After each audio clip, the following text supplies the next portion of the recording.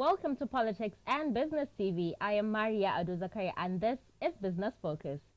Nigeria's tax system is an instrument of domestic resource mobilization and a reliable contribution to the country's fiscal revenue through its ministries, departments, and agencies, though its remittances have not been commensurate with the economic size.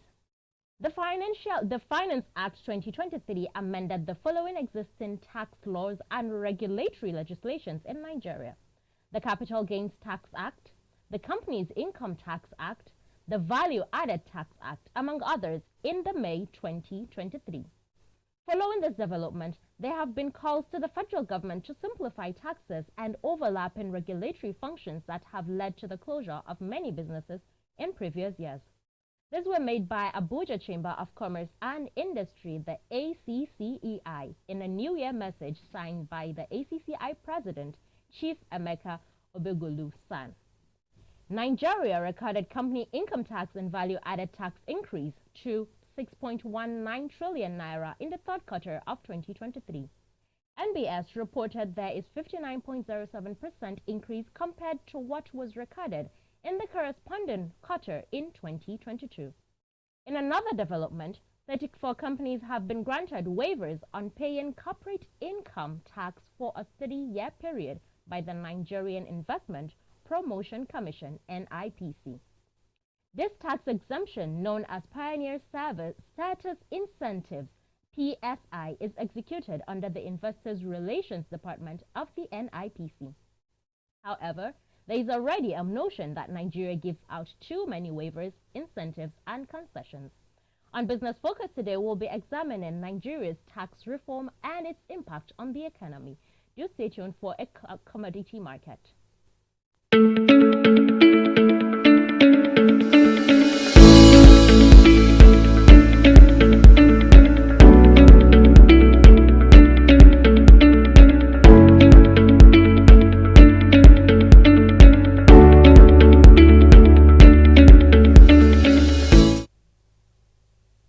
Welcome back from that break. We're going to look at the commodity market now. We're going to start with the highest rates, and the highest rates, let's take a look at the highest rates. We have ABI BDS BLS at 17 trades as the close of market yesterday at the volume of 577,000 at the value of 1,862,000. ABC Transport with 5 trades at the volume of 11,466 at the value of 11,122. Academy has 7 trades at the volume of 213,500 at the value of 463,295. We'll take a look at the top gainers as of close of market yesterday. We have Wema Bank topping the list at positive 10%. Learn Africa at positive 10%. We have Transco at positive 9.93%. Our bottom losers as of close of the market yesterday, we have Multiverse at negative 9.97%. We also have Maya at negative 9.75%. We have Triple G at negative 9.30%. Let's take a look at some commodity top performers as of close of market yesterday. We have Lean Hog at positive 6.03%. We have Orange Juice at positive 3.55%. We also have coal at 2.75% positive. Sugar and lumber also are on the top performers commodity for yesterday. Let's take a look at other commodities. These are the latest numbers as of today, unless written otherwise. We have gold at negative 0.05%. We have palladium at negative 0.10%. We have platinum at negative 0.72%. Let's take a look at another commodity. We'll take a look at energy now. Okay, let's take a look at energy. We have natural gas. Henry Hub tops the list with negative 0.36%. We have ethanol at positive 0.05%. We also have heating oil at 0.39%. Let's take a look at another commodity as of today.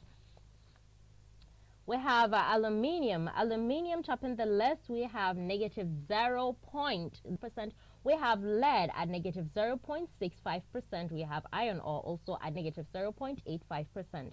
Let's take a look at the final commodity. That would be agriculture. We have cotton. Cotton topping that list, we have cotton at 0.07%. We have oats at negative 0.14%. We also have lumber at positive 0.92%. The Nigerian Naira gained against the dollar on Thursday, January 2024, at the official market to record the first gain in the new year at 978. We'll take a short break. We'll be right back for the interview segment. Do stay tuned. Hello there. Worried about complexities and dynamics of business in Nigeria? On Business Focus, we bring you insights from the forefront of industry innovation, business news, latest figures from the stock market with in-depth analysis and even market survey. Let's journey through the ever-evolving world of business and economics, where we decode the latest market moves and provide you with the knowledge to navigate the intricate web of business challenges. This is Business Focus.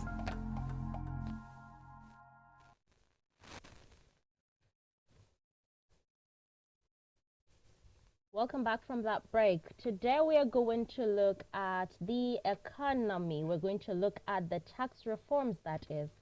And I'm here, joining me live on the program is an economist, Adefolarin Olamilekan. Good morning, Adefolarin Olamilekan, and welcome to Business Focus. This morning. Happy New Year again. And same to you, my sister. Okay, thank you very much for that, sir. So we're going to look at the tax regime, the tax reform in Nigeria, and its impact on the economy. And we're going to start right off with the fact that a lot of companies have actually shut down businesses as of last year. And it's in the same last year that the tax reform has been amended. So what's your thought on that? I think there are different strokes for different business or entities that close down their shop. Most of them didn't close down their shop because of tax. Most of them closed down their shop because of complaint of operational expenses, which we normally call OPEX. Okay. Meaning that they are spending more when it comes to production, they are spending more when it comes to making sure that their company produce their goods or their company offer the services they need to offer to Nigerians and to many other people. So that's why they shut down their business. It's not because of the tax regime. Although we know there are certain aspects of the tax, especially the aspect of multiple taxation that comes from the state government and local government taxing businesses on certain items that they don't supposed to be, because they see it as double taxation. If we are paying social amount to government, to the federal government, why should we be paying the same amount to local government and state government? Because that's the regime of Nigeria. The federal government structure or what they collect taxes on are 9.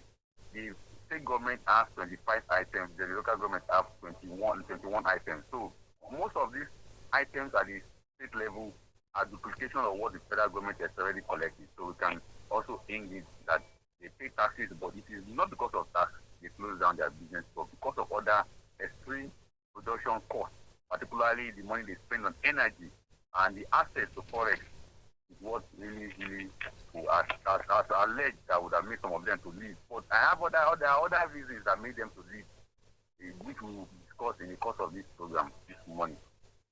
Okay, so it's not really just the taxes that made the companies close down businesses. At all, it's not tax. There are other extra genus factors that we can pay attention to. It's not about the tax. Okay, let's now move on to the federal government raising the revenue to 18% to GDP ratio as against the current below 8%. What is your analysis of that, and how realistic would that be?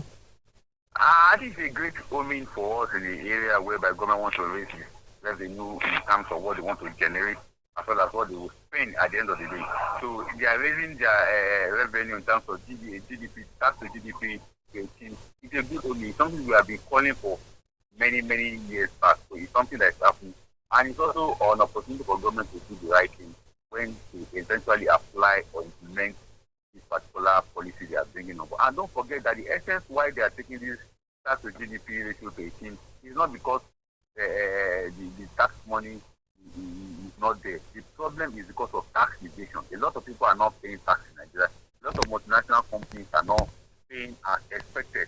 So it was opportunity for the government to look to review the document around tax and see how they can strengthen those tax law implementation and ensure that the company that's supposed to pay a particular amount of money, pay the money as expected. And that is the reason why you are seeing this particular policy come into play.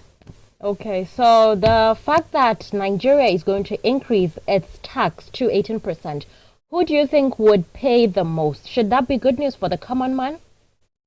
I think what we will see is not necessarily that the tax rate will increase. What the government is just trying to do in that regard is that they want to ensure that at the end of every year, they are able to generate tax revenue that we can say it is 18% to the total GDP of the country. Currently, the GDP of Nigeria is around 430 billion US dollars. So by the time we generate a tax that can give us like 18 billion US dollars at the end of the year, that's a good thing for the country. And if we look at the calculation that the government is doing, they're looking at a 3-year premium, whereby in the next 3-4 years, we can generate 20 trillion from tax revenue alone for the government. And that is what they are looking at. Because in the previous administration during the Buhari era and some years back, the highest they were able to generate to tax the GDP or to tax the revenue in terms of has always been between 6 trillion to 10 trillion. The last federal inland revenue management made 10 trillion before they hand over to the current new federal inland revenue management. So it's a new tax for them, it's a new target for them they are trying to put. And that is why you see that in this 2024 budget, tax alone, they are targeting 10 trillion. With other resources that will come from government, totaling about 18 trillion, they are targeting for the 2024 budget. You just mentioned what FIRS remitted as tax collected in the country, but there are complaints from Nigerians that the size of the economy should produce more than that. What do you think of that?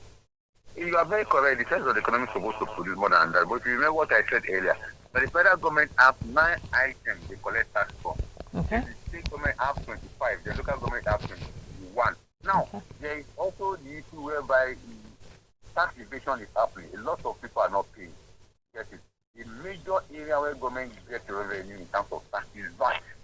VAT is the biggest source that gives government revenue. I think in 2023, they generated close to 5 trillion or thereabouts in VAT. All through the first quarter, second quarter, and fourth quarter of the year, they generated a lot from VAT. For other aspects of the tax items like salary income, company income tax, profit after profit income tax, and other tax procedure like petroleum income tax, education tax, and the rest of them, the government normally collects. You discover those ones don't generate money as much as VAT. VAT is value added tax. VAT generates more than any other item for the government when it comes to tax remuneration to the federal government of Nigeria. Okay, so now let's move on to the company income tax. Some companies, about 34, have been exempted. They have been given waiver not to pay that particular CPI for a period of 3 years. What would be the justification of that? Because we actually do need the tax to come in more, and we are giving tax holidays to 34 companies. How does that translate? There's other aspects of the tax that are going to pay. The profit before company income tax before profit is one. They're still going to collect taxes from other aspects of what the company is doing. And you must also understand the essence of this is regarded as tax credit. Now, they are giving something in exchange for this tax. Are you with me? Yes, sir.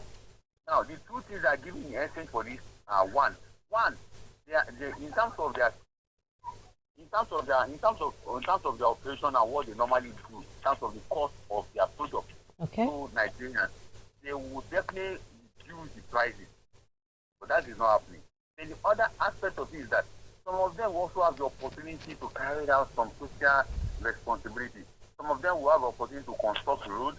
Some of them will have the opportunity to establish certain infrastructure in the Nigerian society. And some of them will also have the opportunity so that they can be able to bring in equipment that will help them to produce the more. So it's not that they are just allowing them to have that tax for free or that tax holiday for free. There is something in exchange for it. And there are two critical things I have mentioned. One is that in the cost of the product they are bringing out, or in the cost of the service they are offering to Nigeria, they must be able to bring down the price, the cost of that levy that holiday of tax they have gotten. Then Okay. another aspect is that it could be in exchange for them to carry out some infrastructural development, to Okay. construct roads, to repair roads, or to Yes. build schools, or to build hospitals, or to True. do something in exchange for it. That's what that tax holiday comes in. But how, maybe what we'll now be asking ourselves, how profitable or how good is this when we compare to what these guys have been and what government have done to them? But if you ask me, on the other way around, it has not really reduced, or the targeted goals have not been achieved, because when we give companies tax holiday or tax credit, it's supposed to reflect particularly on the unit cost of their product when it Okay. comes to price. So it's not happening in this case. So we're going to say that the government their government are giving them something, but we are not collecting something equal or even more. No, what is happening is that they may be doing, but we may not be seeing it. And the ones that they may have done may not really be what the society really needs at the end of the day. For instance, you give people tax waiver, like the one the National Assembly investigated recently, that a lot of companies were giving tax waiver when it comes to importation. Now, those equipment they imported, they got it in, they use it, they produce goods, but they still transfer the price of that into their production cost, then still transmit it and push it out onto the unit price of their goods on the people. So that's why the challenge is. So when government gives such holiday to companies, to businesses, there's supposed to be a follow-up monitoring and evaluation of that, especially on the unit cost of their product or the services they are rendering to Nigerians. But here in Nigeria, everybody just leave everything so open, so making it so opaque or opaque for people to understand what is really happening in regards to tax credit, tax waiver, or tax holiday. Okay, so now let's move on to the progressive tax that Nigeria is bringing on board. How excited should Nigerians be? It's an exciting philosophy when it comes to tax. We have progressive, we have regressive, and we have the other principles of tax. But the progressive one is to ensure that at least at the end of the day, when tax is being paid, you can see it in two forms. One, you will see the progress in the life of the people paying the tax in terms of their income. You also see it in the life of what the government is using the tax money for. That's what progressive means. Critically, when you talk about progressive tax, although in books, in theory, you see that progressive tax is only talking about when, so that the income of the person can also, as you are progressing in terms of your income, then you pay more taxes. But the issues, it goes beyond that. The progressiveness of the tax is supposed to reflect on two sides. On you, the taxpayer, as well as what the government is using the money to do. And it's quite exciting that we have this coming, but we just hope that it will be done properly in the way Nigerian country. Amen, amen. Amen to that. Mr. Adefolarin, I would have to leave you at that. Thank you very much for that insight.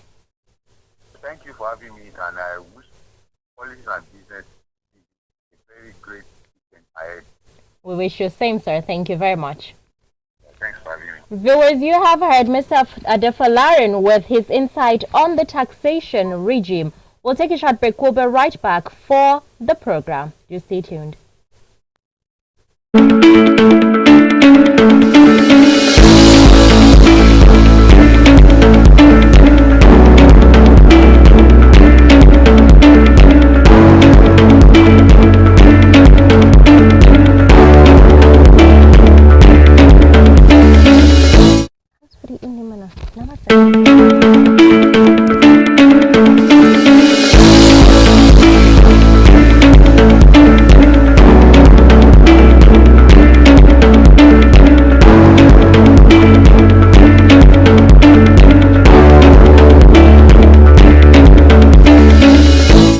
Hello there. Worried about complexities and dynamics of business in Nigeria? On Business Focus, we bring you insight from the forefront of industry innovation, business news, latest figures from the stock market with in-depth analysis and even market survey. Let's journey through the ever-evolving world of business and economics, where we decode the latest market moves and provide you with the knowledge to navigate the intricate web of business challenges. This is Business Focus. Welcome back from that break. Joining me live via telephone is Mr. Wale Joshua, a fellow Institute of Chartered Accountant and a member of the Chartered Institute of Taxation. Welcome, Mr. Joshua. Good morning and welcome to Business Focus. Thank you very much. Nice having me today. Good to have you back, sir. So we're going to dive right in. We're talking about taxation in Nigeria, and we have explained that some companies have closed down business as of last year, and it's in the same last year that former President Muhammadu Buhari amended the Finance Act, which touches some parts of the. Yeah, President Muhammadu Buhari has introduced another level into the practice of taxation in Nigeria, which has to do with annual review of Finance Act alongside with the budget. So whenever budget is being presented, it's being supported by the Finance Act in order to give a direction to the fiscal policy, to the tax policy of the nation for that particular year. So part of what we've observed under President Muhammadu Buhari is the increase in the VAT rate, increase in education tax rate, and modification to company income tax rates, which allows for 0%, 20%, and 30% rates on the company income tax of company, depending on their income or what you call turnover. So those are the one that touches the SMEs for Nigeria, and we have a lot of other amendments through the Finance Act. Okay. But coming on board in the life of this administration, it deemed it fit in its own wisdom. The administration deemed it fit in its own wisdom to introduce a kind of policy review in terms of taxation, knowing fully well that this affects the ease of doing business. Apart from the ease of doing business, it affects the government revenue, it affects the infrastructure and tax to GDP ratio of Nigeria.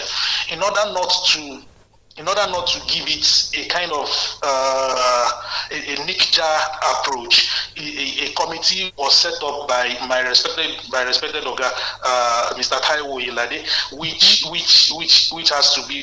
happens to be the head of that committee, and they are doing a rigorous work in making sure that the tax policy of the nation is shaped. Part of which I believe they are going to look at is the issue of double taxation. They are going to look at the issue of having a unified inland revenue, the internal revenue service. I think both for the states, federal, and the local governments. One of those impediments against the ease of doing business happens to be the multiple taxation, which is experienced by businesses in Nigeria, which has to do with duplication of taxes and introduction of taxes that are unknown to us. And even there is no clarification about most of these taxes. Another point which I believe that the tax reform policy will address is the issue of ambiguity in tax laws, is the issue of complexity in tax laws. Complexity in tax laws made tax application in Nigeria a kind of difficult to achieve. If this is not addressed, we will continue to see a lot of multinationals exiting the national space, the national economic space. You know, what you mentioned now has been mentioned by the ACC, that's the Abuja Chamber of Commerce here during the first New Year message by the president himself. Yes.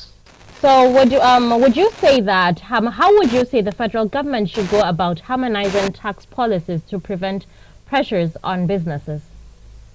The first measures in approaching this has been done, which has to do with setting up a committee to look into the holistic review of the tax laws, not only the federal tax laws, but the state and local government tax laws. That's the first thing. The second thing is the public hearing. We are expecting to have an input from professionals and even from the users of the tax laws. which happens to be the company and the individuals using these tax laws. Apart from that, we have the peer review, which has to be country by country review of these tax laws. And then we have a national tax policy, long-term policy review, which has to do with where do we want to go as a nation? Do we want to create a tax haven to attract investment, or do we want to tax much of our companies to show up the tax to GDP ratio? So that's a policy to look into. Apart from that, we need to balance it up with the economic realities. We look at the economic realities, and then that will shape our tax laws. Apart from that, we should be looking at the legislative arm itself. If we are looking at tax reforms, we should be looking at input of the governors who are custodians of revenue within their states, who are the chief accounting officers within their states. We have to look at their input. What are they ready to give out? What are they ready to give away? What are they ready to adopt in their own states? Apart from this angle, we should look at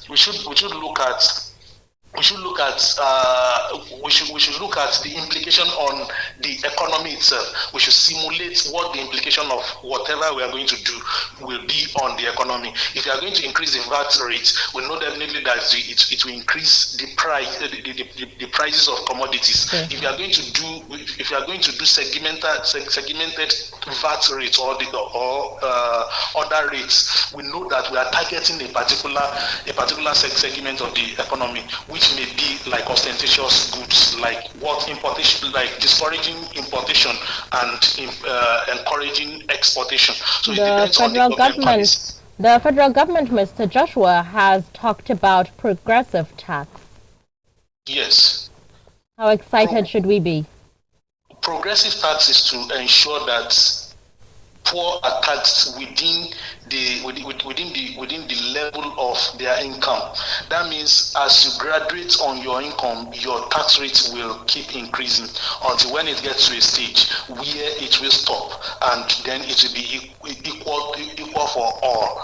But progressive tax is to ensure that poor are not being taxed more than what they can bear, and poor are considered to be vulnerable, and then they try to remove the burden on poor, because the more you tax, the more you reduce the purchasing power, and the more you reduce the purchasing power, the more the quality of life of the citizens are tampered with. So progressive tax is a way to go. Okay, so now, Mr. Joshua, moving on to company tax and value-added tax. There's an increase of 6.19 trillion naira. Do you think that increase is good enough for Nigeria's economy? Yeah, the increase is good enough, considering the fact that the tax to GDP ratio was not good enough as of last year and the year before the last. So it's a good one. It signifies that FIRS, the inland and internal revenue services have been efficient in their revenue drive, and it indicates that the citizens are given up more in their revenue drive. So, and if you look at the tax policy as of last year, which determines what we recorded this year, you see that we were given a graduating tax, a progressive tax rate, which makes sure that SMEs paid lesser than the medium term company, and the medium term company paid lesser than the bigger companies. So what we saw last year was that the bigger companies, most of which are multinationals, paid more on their income for that year, while the value-added tax equally saw that the SMEs, they were treated like as if they are the consumers of their goods. That means that they didn't pay value-added tax on whatever they produced. So in order to stimulate the economy, I believe that it's good, and it's a good one for the country. It will improve the tax to GDP ratio, and as well improve the spending power of the government. Okay, sir. Now, Mr. Joshua, We're moving on to the International Monetary Fund, that's the IMF. The IMF has asked the federal government to increase their tax to 9% to its GDP. And Nigeria, the federal government that is, has aimed at 18%. What do you think of that? What's your comparison of that? Well, the tax to GDP is, to me, it needs to be upped. But the fact is that if you tax the citizens more, you're reducing their purchasing power. So it depends on how government want to go about this. Are they going to go after the bigger companies, or are they going to increase the tax nets, the company within the tax nets? There are a lot of companies that are not currently paying tax, or that they are not paying according to what they should pay. Are we looking at increasing the tax nets, or are we looking at taxing the tax more this year? There is no way they won't tax the tax more, because it's a shortcut out. If you look at the practice of the inland revenue, it's better you tax the ones that you already have, rather than using much effort, because it takes more money, more investment into information gathering to bring new taxpayers into tax net. So if government can do this, I believe that we can hit more than that target. If we can increase we can increase the companies within the tax nets, it will boost our tax regime. But I am not in support of increasing the tax rate. I'm not in support of putting much burden on the companies itself, because it will definitely reduce the purchasing power. Likewise, I'm not in support of tampering what the percentage has been for the SMEs for now, because it's a way of stimulating the SMEs, which forms a larger percentage of industries within the nation. Okay, Mr. Joshua. Now, quickly, what should the federal government do about those evading tax payment, those running away from it with their whole two legs? What do you think federal government should do about them? Tax evasion, it's normal in the sense that nobody wants to pay tax. What you do is to control your expenses, and to a business, taxes and expenses do is civil right. A responsible citizen should pay its own tax. So what I'm expecting from the federal government, or what I'm looking forward to the federal government, is to invest more in information gathering, to ensure that transactions are networked in a way that it doesn't conceal much of the purposes of the transaction. If I'm to transfer a particular fund from one company to another, I should be able to explain this, and I should be able to make much explanation to what I've been doing. Another way of doing that, or of achieving that, is what the government has done, which is the withholding tax. Before your customer pays you, especially when it falls within the scope of what is covered under the withholding tax law. So the customer will retain a certain percentage remedy to the government as your advance payment of tax. If this is being done, and this is being sharpened, very well sharpened, it will bring much people into the tax net, rather than losing all. But technology is the key. If we are going to achieve anything meaningful in taxation, we have to invest more in our information gathering in terms of technology. Artificial intelligence is there for us to tap into in Nigeria. We definitely will tap into the technology, Mr. Joshua. Thank you very much for that insight on Business Focus. Have a good day. Thank you for being here. Thank you very much. Viewers, that's it on Business Focus. We looked at the tax regime in Nigeria and its impact on the economy. From me, Maria Adozakaria, and the production team, it's bye for now.